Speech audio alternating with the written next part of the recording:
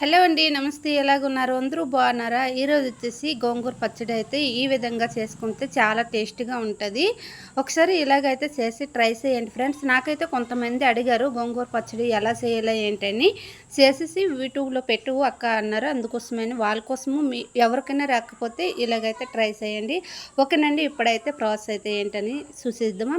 ఇప్పుడు నేనైతే తాలింపులోని ఎల్లుల్లిపాయ, శనగపప్పు, కొంచెం అయితే పల్లీలు, దాంతోపాటు జీలకర్ర, నెక్స్ట్ ఎండుమిరపకాయలు వేసుకున్నాను. ఎలాగైతే తాలింపు పెట్టుకున్నాను. నెక్స్ట్ వచ్చేసి ఒక్క టమాటా పండు అయితే వేస్తాను, టేస్ట్ కోసం బాగుంటుందని. ఇలాగైతే కొంచెం మగ్గిన తర్వాత మంచిగా కడుక్కొని గోంగూర అయితే పక్కన అయితే పెట్టుకున్నాను.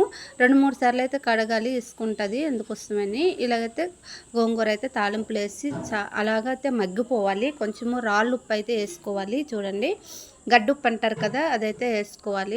గడ్డుప్పు వేయడం వల్ల టేస్ట్ అయితే బాగుంటుంది. ఇలాగైతే అయిపోయింది లాస్ట్ అండి ఫైనల్. కొంచెం చల్లారిన తర్వాత అయితే మిక్సీలో తీసుకొని కచ్చిపిచ్చి అయితే మిక్స్ అయితే పెట్టుకోవాలి.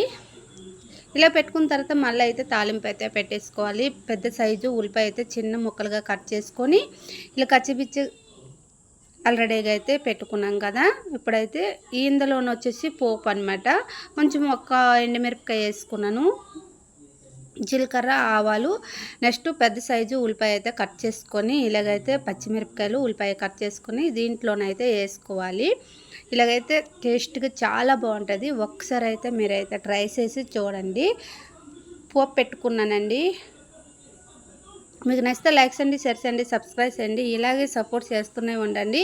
ఇప్పటి వరకు సపోర్ట్ చేసిన అందరికీ థ్యాంక్ యూ సో మచ్. ఇప్పుడైతే వేడి వేడి అన్నంలోనికి అయితే పచ్చడి అయితే తీసుకుని దాంతోపాటు బెండకాయ కూర అయితే వండాను. ఇదండి, ఇప్పుడైతే వేడి వేడి అన్నంలోనికి అయితే పచ్చడి అయితే ఒక్కసారి మీరు కూడా ట్రై చేయండి. ట్రై చేసి అయితే నాకైతే కామెంట్ అయితే చేయండి ఎలాగుంది ఏంటి టేస్ట్. ఓకేనండి. మళ్ళీ మరొక వీడియోలో మళ్ళీ కలుస్తాను. Bye bye.